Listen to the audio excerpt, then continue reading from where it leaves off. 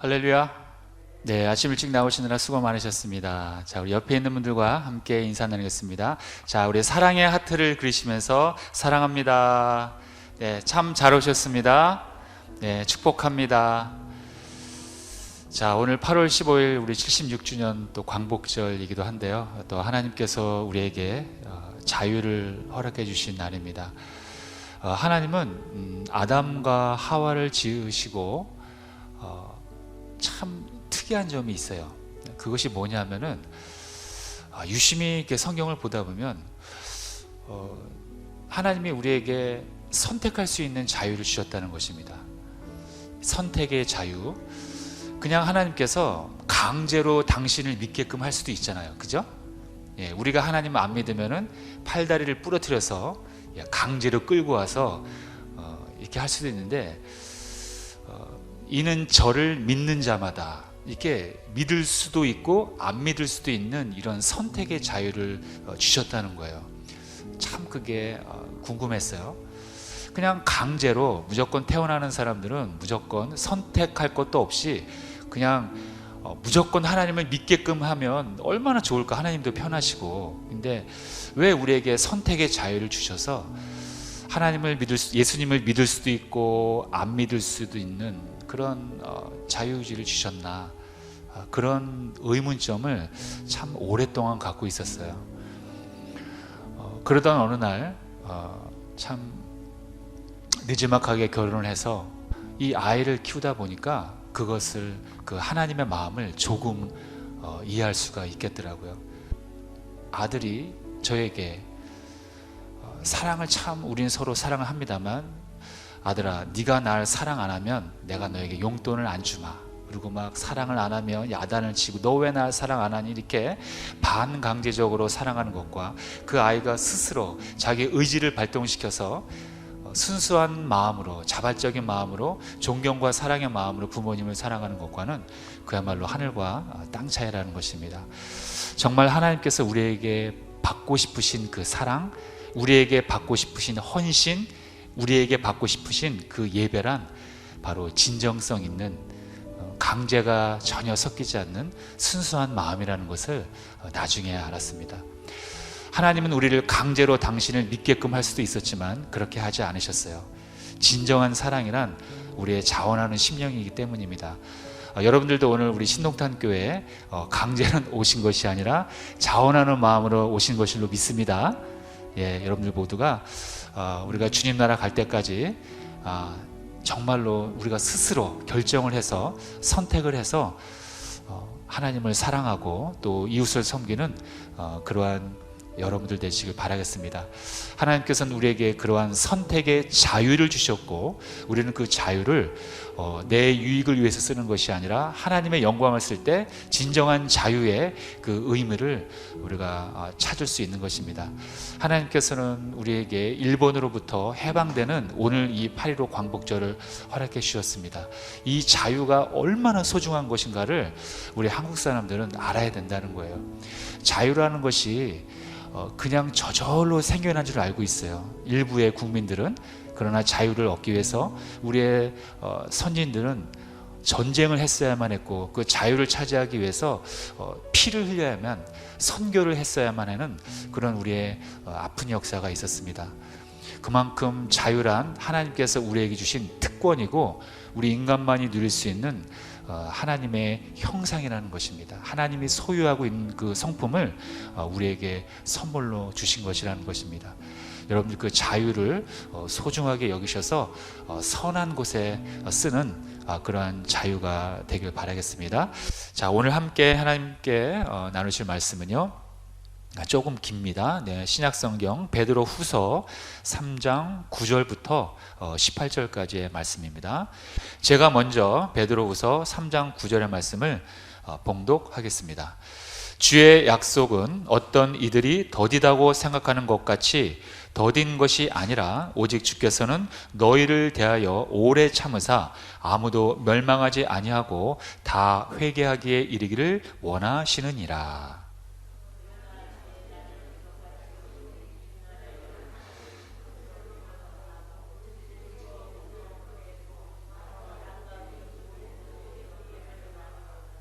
이 모든 것이 이렇게 풀어지리니 너희가 어떠한 사람이 되어야 마땅하냐? 거룩한 행실과 경건함으로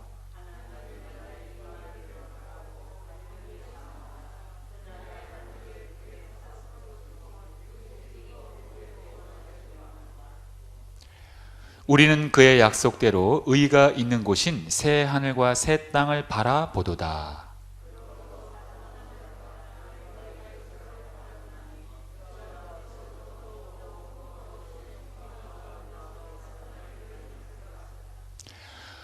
또 우리 주의 오래 참으심이 구원이 될 줄로 여기라. 우리가 사랑하는 형제 바울도 그 받은 지혜대로 너희에게 이같이 썼고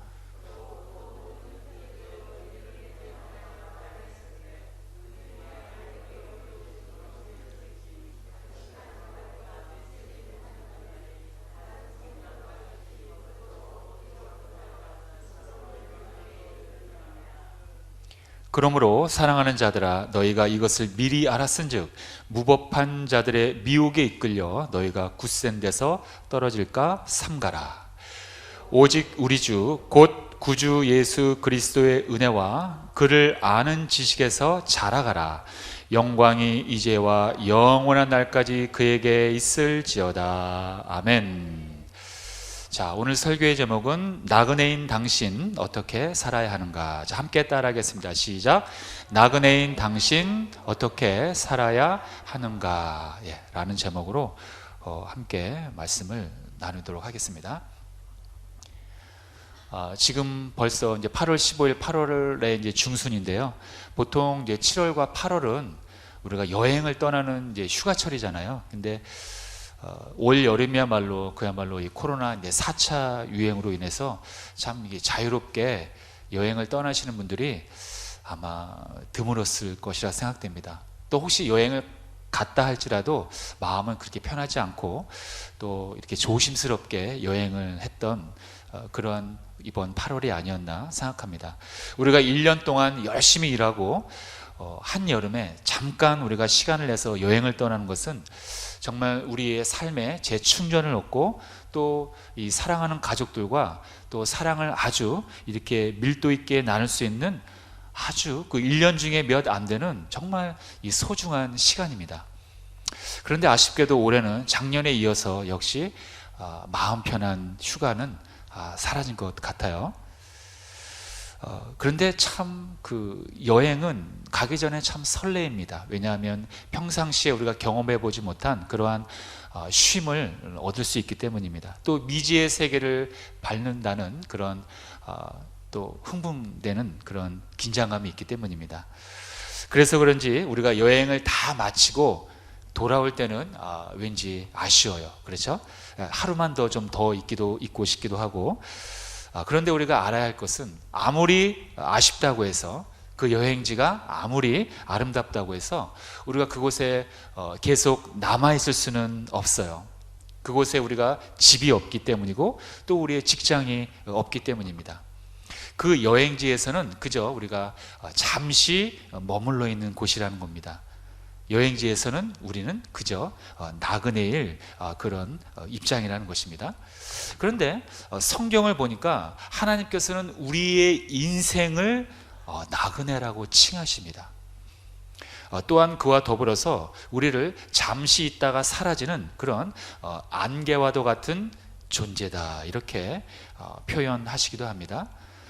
나그네 또는 안개 이런 표현은 잠시 있다가 사라지는 것을 말하는 것인데 우리의 인간의 인생이 바로 나그네나 또는 안개라는 거예요. 이 땅에서 잠시 있다가 그냥 가는 그런 존재라고 하나님은 우리를 표현하고 있습니다. 베드로전서 2장 11절에 보면 이렇게 나와 있습니다. 사랑하는 자들아 거류민과 나그네 같은 너희를 권하노니. 우리를 나그네와 같이 이렇게 표현하는 것입니다.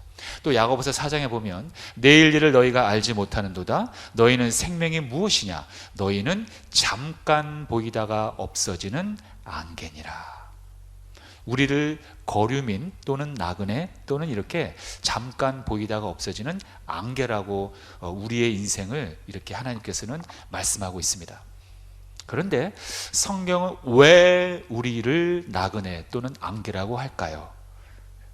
그것은 우리가 최종적으로 정착해야 할 우리의 본향, 우리의 고향은 바로 이 땅이 아닌 다른 곳에 있기 때문입니다. 그래서 예수님께서도 제자들에게 우리가 최종적으로 살아가야 할 거처는 이 땅이 아니라고 그렇게 말씀하시는 부분이 있어요. 그리고 당신께서는 그 거처를 준비하기 위해서, 예비하기 위해서 하나님한테 갈 것이다, 이렇게 말씀하는 부분이 있습니다. 요한복음 14장이죠. 자, 시작. 너희는 마음에 근심하지 말라. 하나님을 믿으니 또 나를 믿으라. 내 아버지 집에 거할 곳이 많도다. 그렇지 않으면 너희에게 일렀으리라. 내가 너희를 위하여 거처를 예비하러 가노니 가서 너희를 위하여 거처를 예비하면 내가 다시 와서 너희를 내게로 영접하여 나 있는 곳에 너희도 있게 하리라. 자, 이 말씀은 우리의 본향은 여기가 아니라 따로 하나님께서 예비해 두시는 특별한 장소, 지역이 있다는 것입니다. 그것이 어디입니까? 우리가 바로 천국이라고 얘기하는 하나님의 나라를 말씀하는 것입니다. 여러분, 잘 아셔야 할 것이 있습니다. 천국에는 두 가지의 개념이 있습니다. 하나는 하나님이 나를 다스리신다, 하나님이 나를 통치하신다라는 그러한 개념이 있습니다. 그리고 또 한 가지 개념은 실제로 존재하는 그 장소, 지역, 실제로 존재하는 그 장소의 개념이 있다는 거예요. 자, 이거를 이 두 가지의 개념을 우리는 동시에 알고 있어야 합니다. 그래서 예를 들어서 제 마음에 하나님의 천국이 임했습니다. 제 마음 가운데 하나님의 나라가 임했습니다. 만약에 이렇게 얘기했다면 이것은 어떤 개념일까요? 통치의 개념이죠. 예, 하나님이 나를 다스리신다는 그런 의미죠. 그죠? 예. 근데 만약에 우리가 영원히 거할 그곳, 나는 천국을 바라보며 소망합니다. 만약에 이렇게 얘기했다면 그거는 어떤 개념일까요?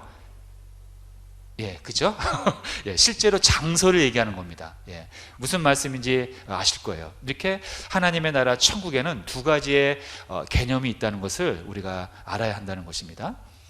어떤 이 천국이라는 것이 하나님께서 나를 다스리신다는 그런 통치적인 개념으로만 생각하는 그리스도인들이 가끔 있어요. 되게 위험한 생각입니다. 천국은 실제로 존재하는 지역입니다. 그 장소가 있다는 것입니다. 이 두 가지 개념을 우리는 알아야 한다는 것입니다. 그렇다면 이 땅에 우리와 같은, 이 나그네와 같이 사는 우리 인생들은 그럼 도대체 어떠한 자세로, 어떠한 태도로 살아가야 하는가? 오늘 본문에 그것이 아주 자세하게 나와 있다는 것입니다. 종말이 오기 때문에 이 땅에서는 우리가 영원히 정착할 우리의 고향이 아니라는 거예요.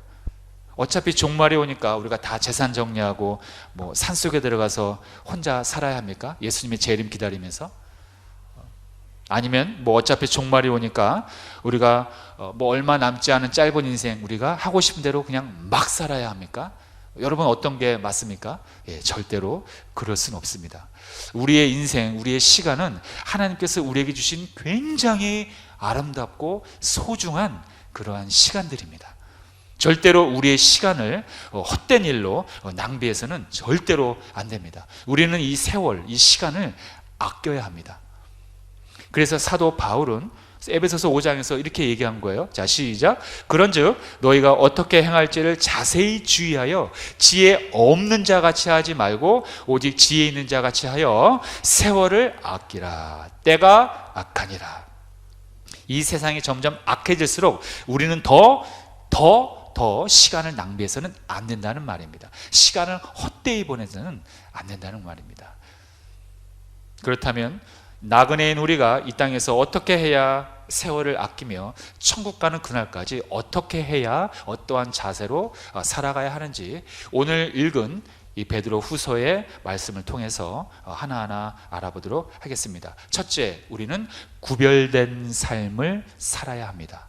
자, 오늘 읽었던 본문 3장 11절에 보니까 이렇게 나와 있습니다. 자, 시작. 이 모든 것이 이렇게 풀어지리니 너희가 어떠한 사람이 되어야 마땅하냐? 거룩한 행실과 경건함으로. 예, 바로 이겁니다. 어떤 성도님들은 참 이 세상의 죄악으로 뒤범벅되어 있기 때문에 나는 이 세상과 구별 떨어져 살아야 한다, 이렇게 얘기합니다. 맞아요. 이게 성경적인 말입니다. 그런데 그렇다고 해서 모든 세상 사람들의 만남을 끊고 혼자서 이렇게 산에 들어간다든가 아니면 전혀 사람들과 교제를 하지 않고 살아가고 있는 것은 그것은 올바른 신앙의 자세가 아닙니다. 또는 나는 그리스도인이고 세상 사람들은 불신자들이기 때문에 그들과 섞이면 안 된다고 해서 교제를 끊으면 절대로 안 된다는 것입니다. 굉장히 위험한 신앙이라는 거예요. 물론 그 심정은 이해는 하겠지만 그것은 절대로 올바른 그리스도인들의 자세가 절대로 아닙니다. 우리는 이 세상 속에서 불신자들과 함께 섞여서 살아야 합니다. 꼭 명심해야 합니다. 오히려 우리는 그들의 그 세상 속으로 들어가야 돼요. 피하거나 외면하거나 그래서는 절대로 안 됩니다. 세상과 담을 쌓으면 안 된다는 거예요. 예수님께서 그렇게 우리에게 말씀하셨습니다. 너희는 세상 속으로 들어가서 나의 지인이 되라고 했지 절대로 그들과 따로 떨어져 있으라고 말씀하지 않았어요. 예수님의 최대의 지상명령, 마태복음 28장이죠. 자, 시작.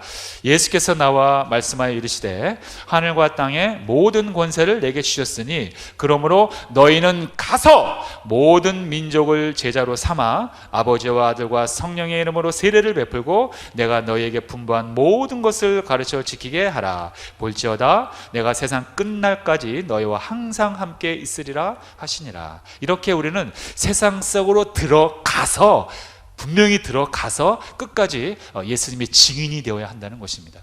그렇기 때문에 우리가 선교사를 파송하고 그 미지의 그 종족에 들어가는 겁니다. 불신자들 사이에 그 틈바구니로 들어가야 한다는 거예요. 불신자들이라고 해서 절대로 외면하거나 피한다면 그 사람들한테 누가 복음을 전하고 누가 십자가의 사랑을 어떻게 전하겠습니까? 아니라는 거예요.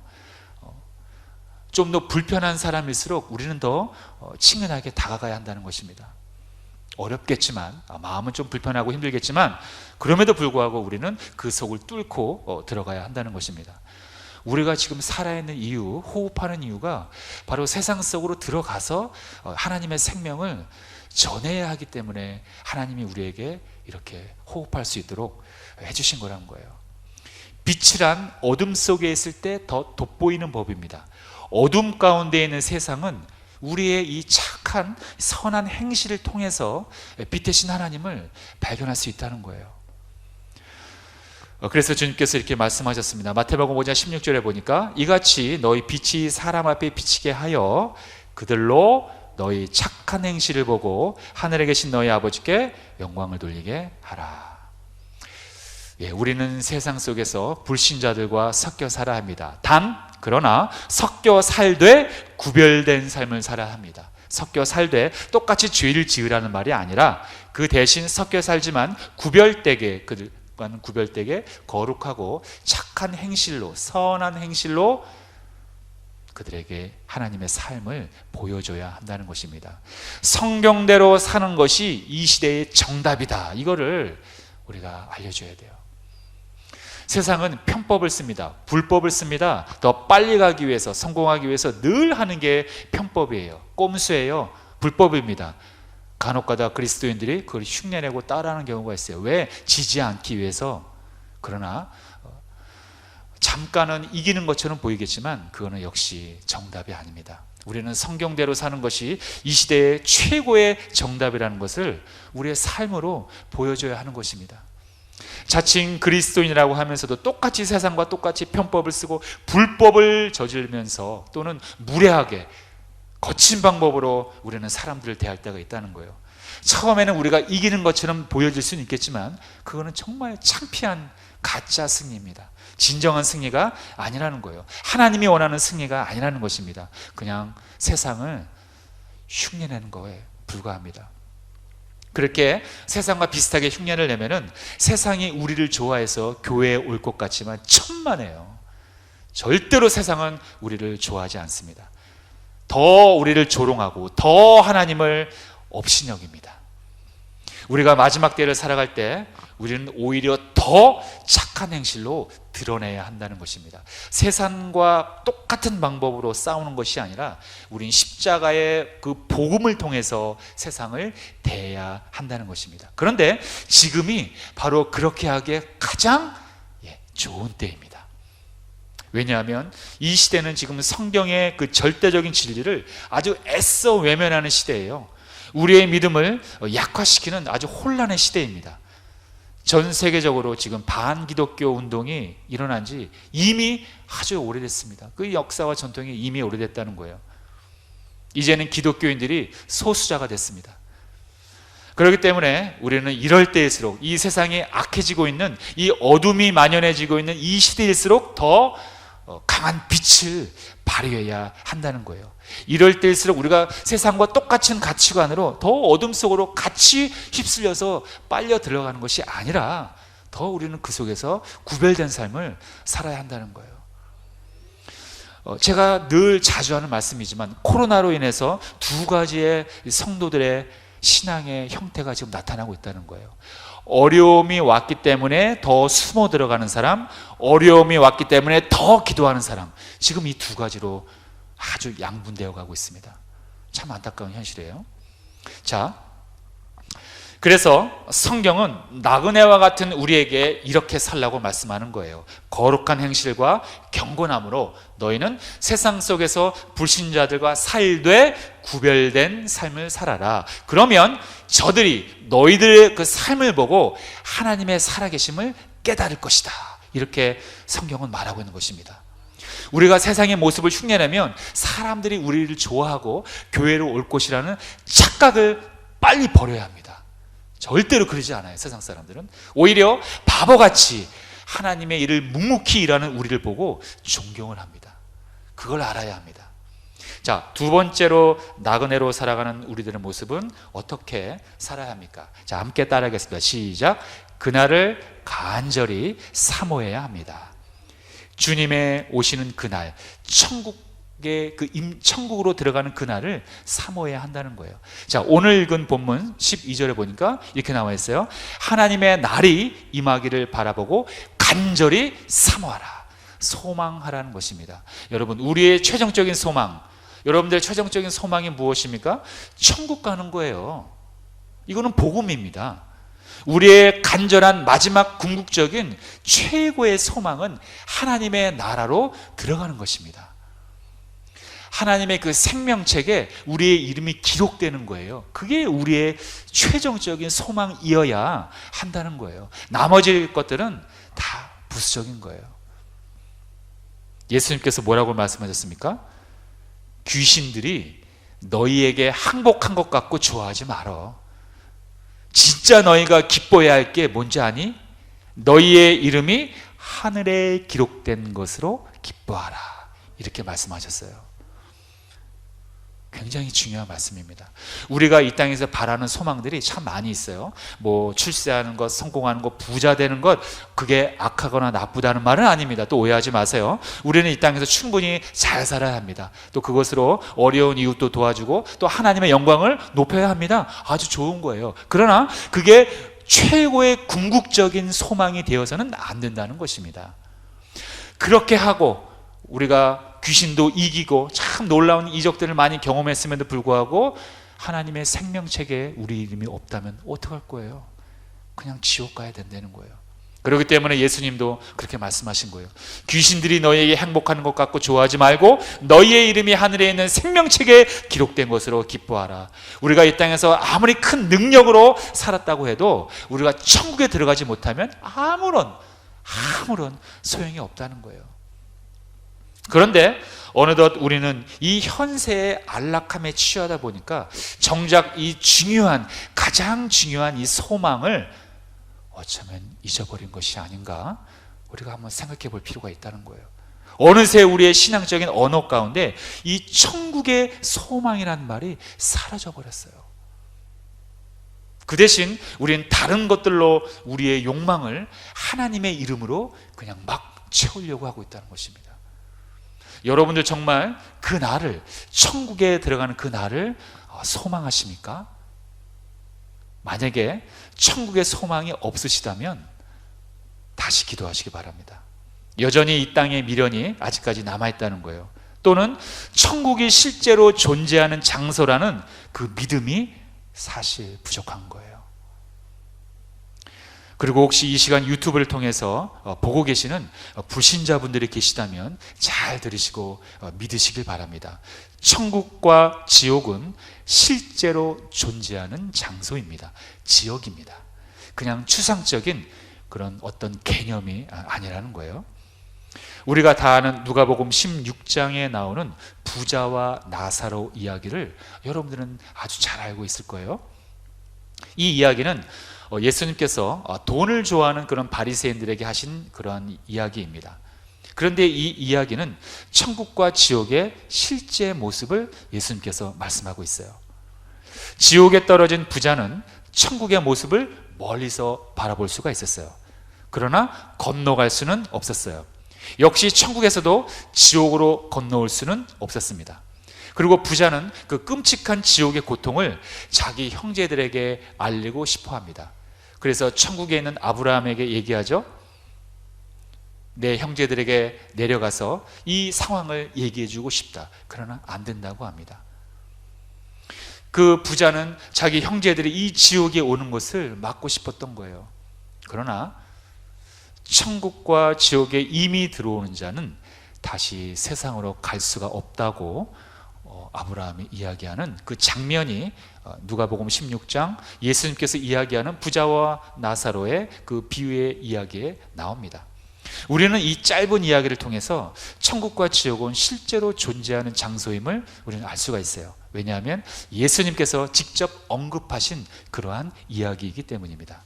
우리에게는 우리가 믿건 우리가 믿지 않건 또는 내가 믿고 싶지 않더라도 존재하는 것이 있습니다. 그것이 천국과 지옥이고 또 심판이라는 거예요. 히브리서 9장 27절에 나와 있습니다. 자, 시작. 한 번 죽는 것은 사람에게 정해진 것이요 그 후에는 심판이 있으리니. 사람이라면 누구나 죽은 후에 반드시 심판이 있다는 거예요. 아니 목사님, 사람이 죽었으면 다 사라지는 것인데 그 후에 무슨 심판이 있습니까?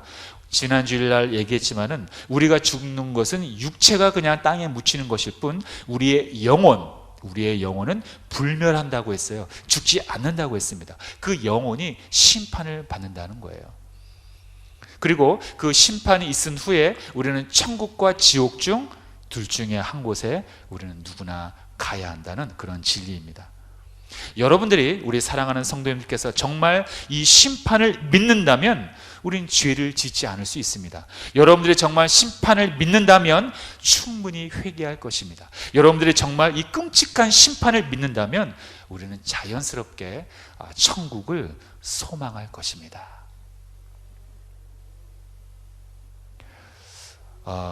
어떤 분들이 이렇게 천국에 대해서 설교를 하면 이렇게 궁금해 하시는 분들이 있어요. 목사님, 천국에 가서 제가 그동안 미워했던 사람을 만약에 만나게 되면 이거 참 미안해서 어떡하죠? 그동안 내가 막 싸우고 분노했던 사람이 있는데 그 사람을 천국에서 만나면 그거 어떡합니까? 미안하고 죄송해서. 이렇게 생각하는 분들이 있어요. 여러분, 괜찮습니다. 왜 괜찮은 줄 아세요? 천국에는 죄가 없는 곳이기 때문에 그 미움과 분노라는 그 감정, 그런 마음이 모두 없어지는 상태가 됩니다. 천국에 가면 병이 낫는 게 아니라 그 병이라는 것이 아예 존재하지 않는 장소예요. 그렇게 이해하시면 됩니다. 그렇기 때문에 내가 갖고 있는 이 미움의 감정, 시기, 질투, 미움, 분노 이런 감정을 갖고 천국에 가서 우리 부모님을 만나면 얼마나 죄송할까 이런 생각을 하시는 분들인데 죄라는 상태가 없기 때문에 그런 감정과 그런 것들이 그냥 없는 세계라는 거예요. 그냥 걱정 안 하셔도 됩니다, 여러분. 하나님의 나라에서는 우리가 생각하는 이 가족의 개념도 달라져요. 우리는 이 세상에서 살 때 우리의 이 가족과 가장 깊은 교제를 나눕니다. 그죠? 또 가족과 가장 깊은 사랑을 나눠요. 배우자 또는 자녀들과 사랑을 나누기 때문에 우리 결혼하고 자녀를 낳고 부모님을 섬기는 것에 대해서 우리는 모든 것을 투자하고 아끼지 않고 헌신합니다. 그런데 예수님께서는 참 신비스러운 말씀하셨어요. 천국에서는 시집도 가지 않고 장가도 갈 일이 없다고 예수님께서 말씀하신 부분을 여러분들 다 기억하실 것입니다. 어떤 분들이 그래요. 그럼 너무 재미가 없어서 천국 안 갈랍니다. 아니, 결혼하고 배우자를 만나고 사랑하는 그 눈에 넣어도 아프지 않을 그런 우리 자식을 낳아야 그게 인생에 사는 재미인데, 그게 없다니 그 천국 가면 무슨 재미로 삽니까? 그렇게 생각하는 그 한계가 우리의 사람이라는 거예요. 그러나 이 천국이라는 것은 우리가 최고의 사랑으로 여기는 이 가족의 관계보다 더 큰 사랑이, 더 우위에 있는 그러한 깊은 교제가 이루어지는 것이 바로 천국이라는 거예요. 그렇게 이해하면 되실 것입니다. 우리가 가족 간에 누리는 그런 교제와 사랑보다 더 고차원적인 그러한 사랑으로 모두가 하나가 되는 그러한 곳이라는 거예요. 그냥 걱정하지 말라는 것입니다. 어떻게 보면 지금 이 상태에서는 우리가 다소 좀 이해하기 힘든 부분일 수도 있어요. 그러나 걱정하지 않으셔도 됩니다. 여러분들이 원하는 그러한 가족, 여러분들이 배우자를 사랑하는 그 사랑, 부모님을 아끼는 그 사랑, 자녀를 사랑하는 그 사랑보다 더 고차원적인, 더 아주 깊은 사랑이 그곳에서 우리를 기다리고 있으니까 절대로 염려하지 마세요. 염려를 미리 땡기지 마세요. 네. 그곳에서는, 천국에서는 죄로 오염된 우리 현재의 이런 모습이 사라지고 예수님처럼 영화로운 그러한 모습으로 변화된다는 사실을 꼭 기억하시기 바랍니다. 그러므로 저와 여러분들은 오늘 성경의 말씀처럼 하나님의 날, 그날이 빨리 와서 우리가 하나님의 배웠고 그날을 들어가는 것을 우리가 간절한 소망으로, 사모함으로 살아가야 한다는 것입니다. 오늘 본문의 말씀처럼 하나님의 날이 임하기를 바라보고 간절히 사모하시기를 꼭 주님의 이름으로 축원드립니다. 그래야지만 이 세상에서 썩어져가는 모든 유혹을 우리가 이길 수가 있다는 거예요. 자, 마지막 세 번째로, 나그네로 살아가는 우리들은 이 세상에서 어떻게 살아야 합니까? 자, 시작. 미혹을 분별해야 합니다. 자, 오늘 읽었던 본문 중에서 17절에 이렇게 나와 있어요. 자, 중요하니까 함께 읽겠습니다. 시작. 그러므로 사랑하는 자들아, 너희가 이것을 미리 알았은즉 무법한 자들의 미혹에 이끌려 너희가 굳센 데서 떨어질까 삼가라. 삼가라, 조심하란 말입니다. 사랑하는 성도 여러분, 기억하십니까? 1992년 10월 28일 기억하시겠죠? 저도 아주 생생합니다. 시한부 종말론을 주장했던 이장님 목사의 다미 선교회, 이날 세계가 종말하면서 휴거가 일어날 것이라고 이 다미 선교회 이장님 목사는 주장했습니다. 그리고 그 헛된 주장을 따랐던 많은 성도들은 그날에 흰옷을 입고 소위 주님의 재림을 맞이하는 휴거 예배를 드리기 시작했습니다. 그리고 방송국에서는 생중계까지 했습니다. 전 국민들은 호기심 반 걱정 반으로 이 사태를 지켜보았습니다. 여러분 알다시피 어떻게 됐습니까? 결국 그날 아무 일도 일어나지 않았습니다. 그리고 다미선교회 이장님 목사는 사기 및 외환관리법 위반 혐의로 구속됐습니다. 제가 왜 이 이야기를 하냐면요,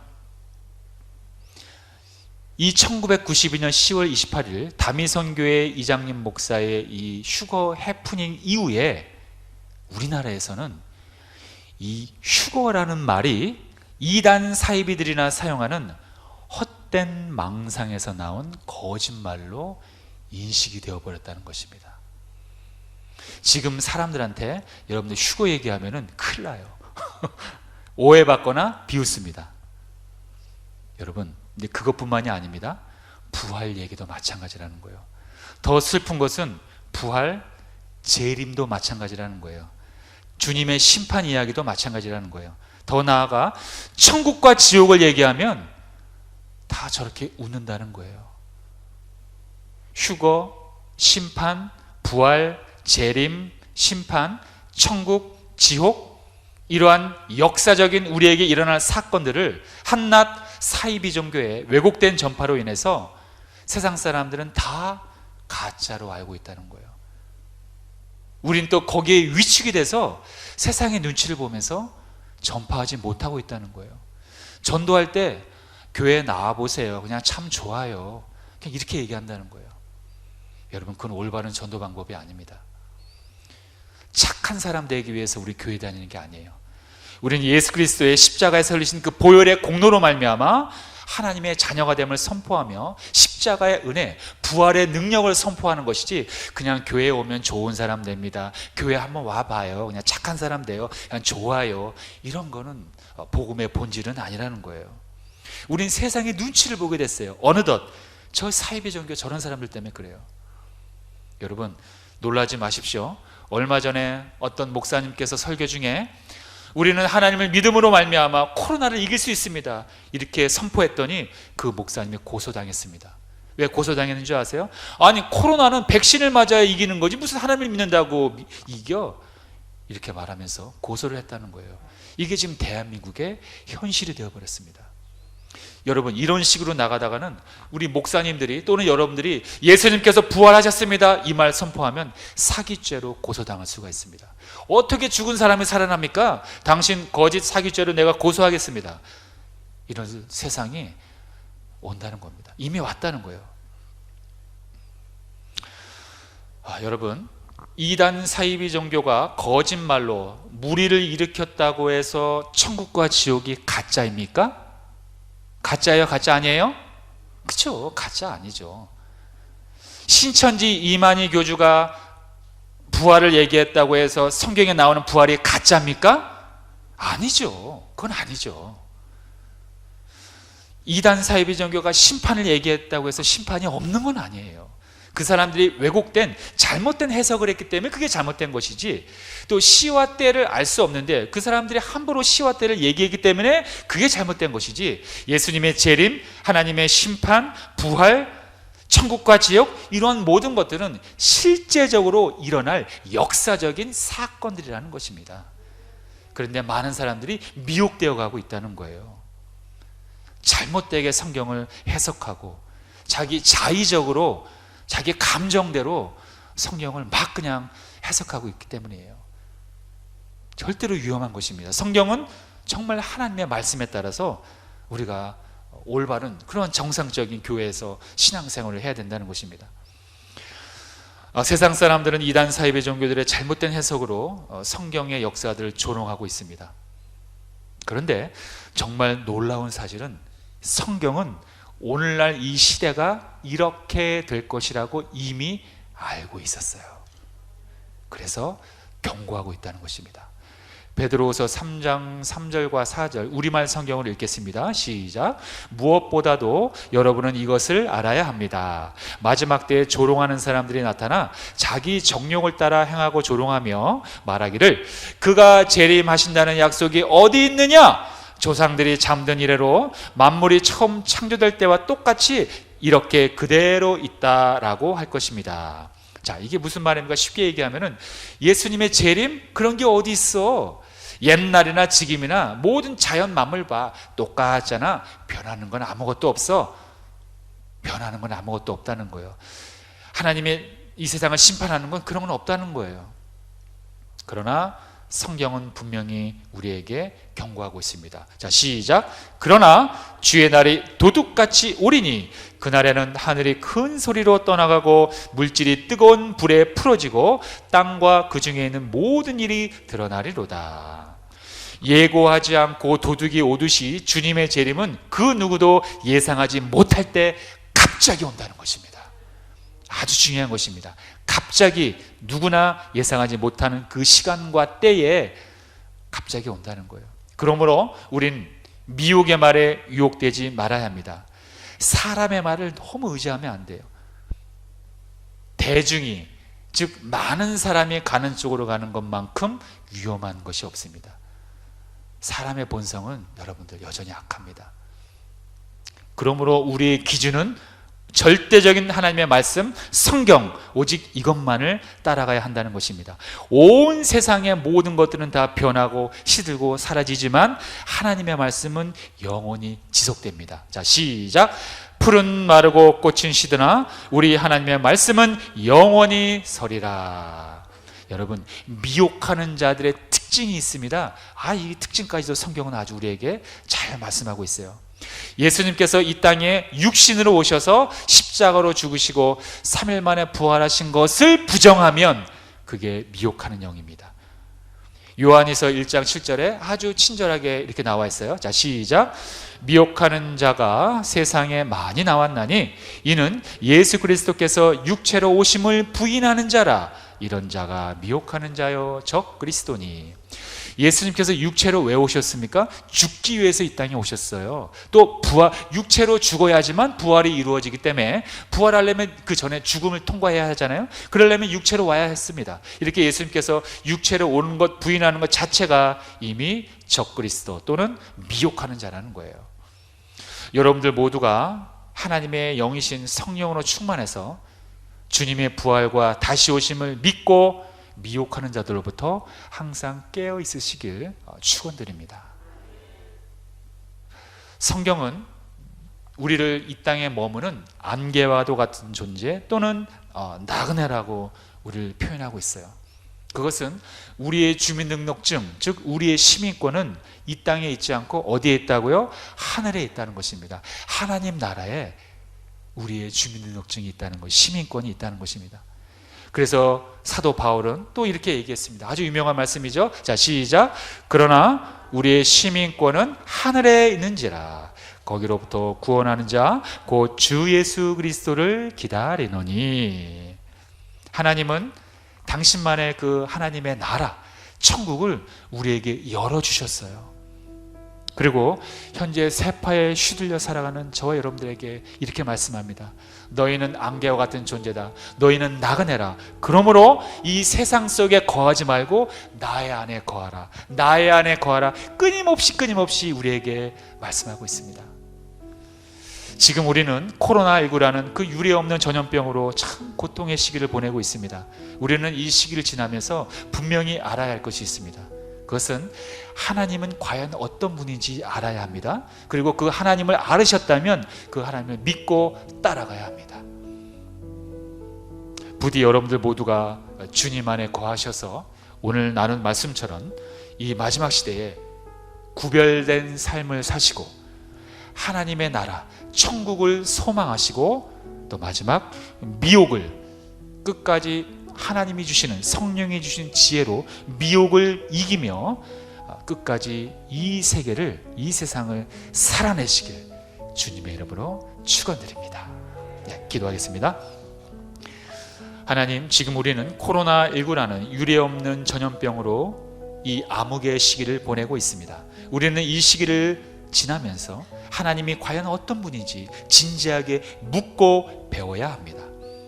그리고 우린 하나님의 자녀이므로 우리는 하나님께 순종하며 하나님의 나라로 들어갈 그 준비를 해야 합니다. 이 세상 속에서 불신자들과 함께 섞여 살되 구별된 삶을 살고 그들에게 착한 행실을 통해서 하나님의 영광을 드러내길 원합니다. 또 하나님의 그 나라, 그 천국을 들어가기를 간절히 소망해야 할 것입니다. 하나님의 책, 그 생명책에 나의 이름이 적혀있기를 간절히 우린 사모해야 합니다.